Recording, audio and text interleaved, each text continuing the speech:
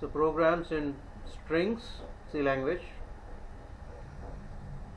So this is our first program to find length of any input string without using the standard function strlen.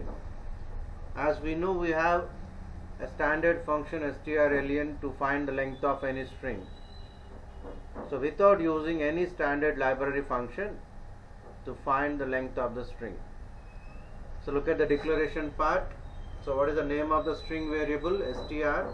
And what is the size? 100. We can take up to 100 characters. And we use scanf to read the string. If you want to read a word string, you can use scanf with percentage. If you want a multi-word string or a line of string, better use getters. Look at the for loop clearly. As we know, any string ends with \0, null character. Look at the for loop. I is equal to 0 and str of I not equal to \0 and plus I and semicolon. That is very important here. Semicolon. So when I is 0, just imagine if your input string is high, HAI.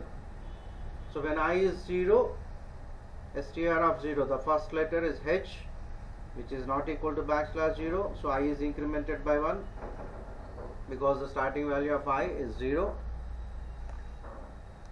When I is 1, A, second letter HAI is your input string, and A, str of 1 is not equal to \0, true, and I becomes 2, and I, when I is 2, the third letter is also not equal to \0, and I becomes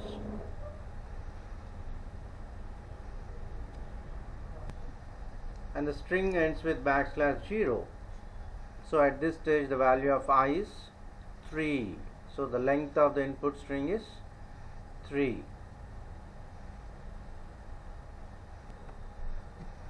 So program number 2, you read any string in uppercase and convert it into lowercase without using the standard library function strlwr. We know strlwr is used to convert an uppercase string to lowercase string. So look at the program. String variable is str and I is equal to 0. I less than or equal to strlen of str means you are finding the length. Each and every character you are checking. When I is 0, str of 0 is your first character of the string. If it is between 65 and 90, as we know, the ASCII codes of capital letters are from 65 to 90. The ASCII code of capital A is 65, capital B 66, and so on, and capital Z is 90. If the condition is true, means it is an uppercase letter, and str of I is equal to str of I plus 32 means it's converted into lowercase. The ASCII difference of an uppercase letter and lowercase letter is 32. A capital letter plus 32 gets you a lowercase letter. The ASCII code of capital A is 65 and the ASCII code of small a is 97. So when I is 0, the first letter, if it is a capital letter, plus 32 is converted into small letter. Next program to concatenate two strings without using strcat. String concatenation. So we have two strings str1 and str2, and we used for loop to find the length of the first string, what we discussed in program number 1. Look at the for loop with semicolon to find the length of the string.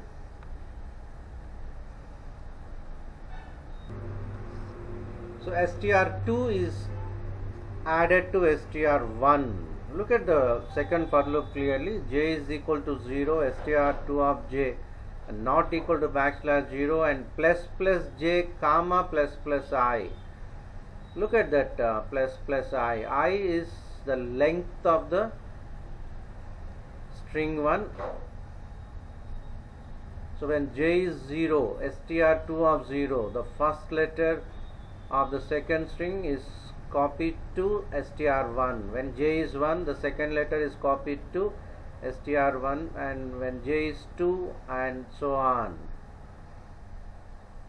Once the transaction is over, look at the str1 of I is equal to backslash 0. You must AND the string with the backslash 0. And this program is to sort a group of strings in ascending order. So look at the declaration. What is the name of the string? str of 2525. And we need a temporary variable, as we know in sorting. How many strings you want to enter, and that is your count here. And you read those strings using getters. When I is 0, str of 0 is your first string. When I is 1, str of 1 is second string, and so on.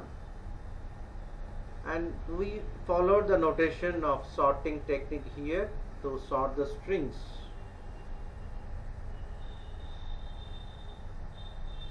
Compare first string with the second string, and to compare any two strings we need to use strcmp, and we need to swap those two strings. Temp is equal to str of I, and str of I is equal to str of j, and str of j is equal to temp. And for that swapping we need to use strcpy to copy the string. We cannot simply assign a string to a variable.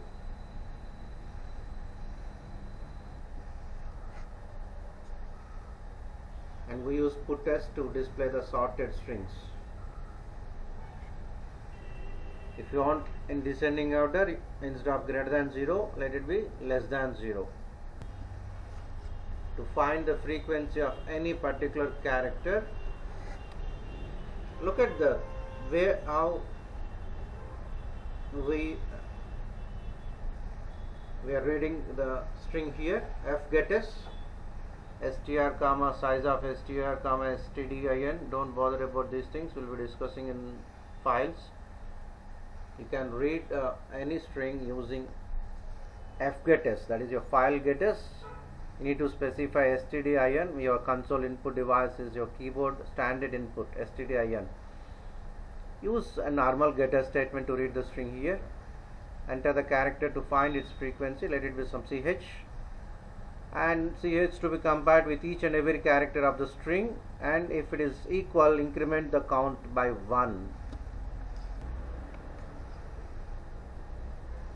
So you read the string, enter the character to find its frequency.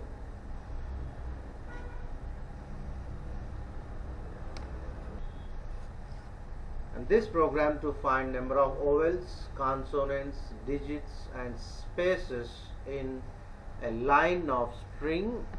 As I told you, you can read the string using a normal getter statement. Look at the for loop clearly. I is equal to 0 and a of I not equal to backslash 0 and plus plus I. If a of I is either small e or I or u, if any one of the condition is true and is a vowel, so plus plus vowels. Else if the condition is false and still we have a letter between small a to small z and capital E to capital Z. If it is an alphabet but not an vowel, it must be a consonant. Else if you are checking for digits, if it is between 0 and 9, it is digit. Else if it is a space and plus plus space, the variable space is incremented.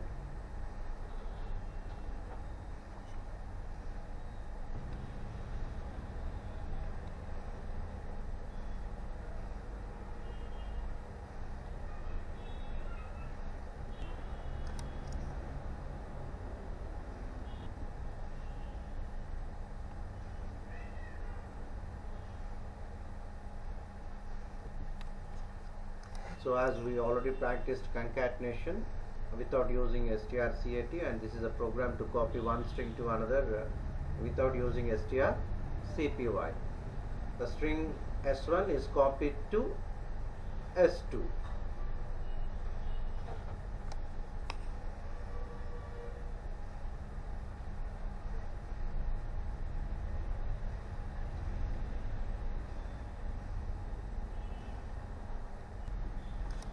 The program to remove characters in string except alphabets.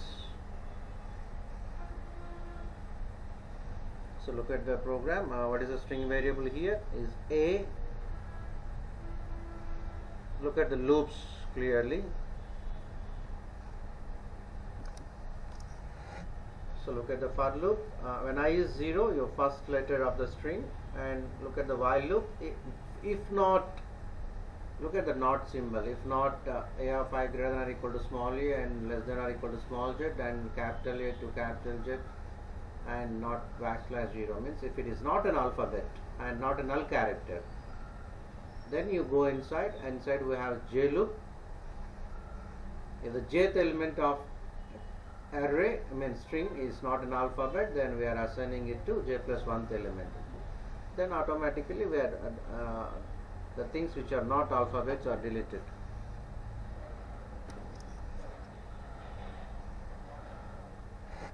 So check out the things clearly.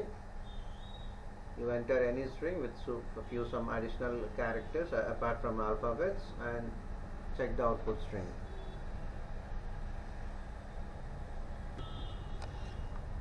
So reverse a sentence using recursion. So without any confusion, check out what is the name of the function here. The name of the function is reverse sentence.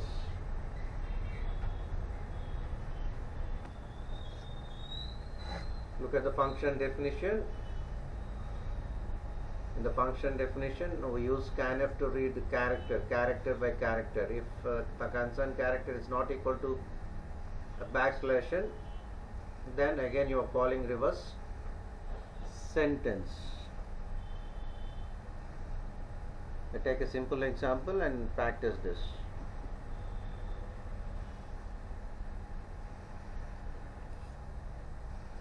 So like this we can practice any number of strings program, even insert a string to another string and delete a substring from a particular string,